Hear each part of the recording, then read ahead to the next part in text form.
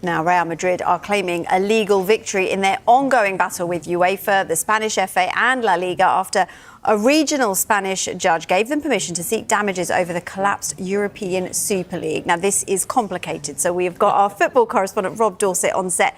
Rob, can you explain what's going on here? I'll do my best. But it is You've got a lot of notes there. I've got a lot of notes. Look, this has been a long legal battle between Real Madrid and the football authorities, with UEFA at the point of that legal battle. Because Real Madrid were probably the biggest driving force behind the idea of a European Super League back in 2021.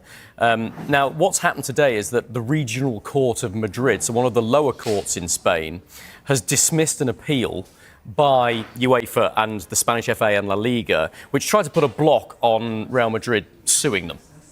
So, in effect now, Real Madrid have the right to pursue those three entities through the courts.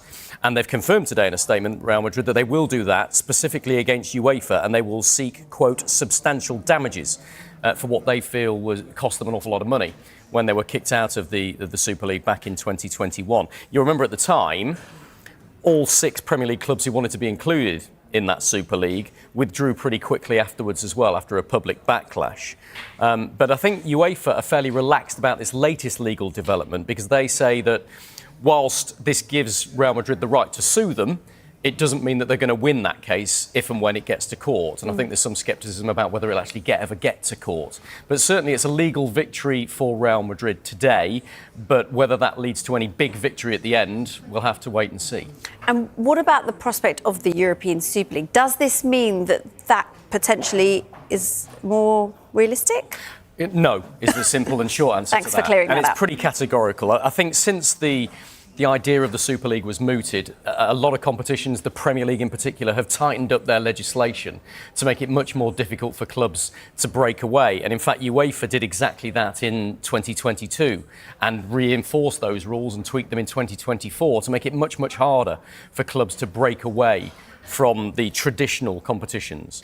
But I think you have to say that this is a really awkward and embarrassing legal situation between Real Madrid and UEFA. You've got, on the one hand, the governing body of football across the continent of Europe, incredibly powerful, incredibly rich. And on the other hand, you've got Real Madrid, the most successful club there's ever been in European football. And they're at loggerheads and they're trying to battle it out in the courts.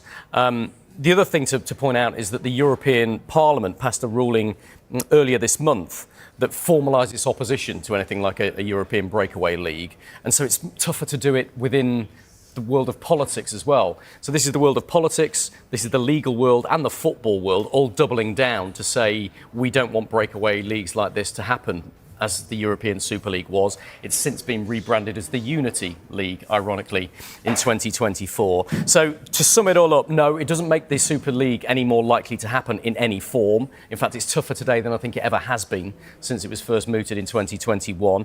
Yes, there's been a legal victory for Real Madrid today that they're shouting from the rooftops. They're saying they will sue UEFA as a result of today's legal ruling, but whether they actually make any money from it, whether they actually win when they get their day in court against UEFA, I think that's a moot point.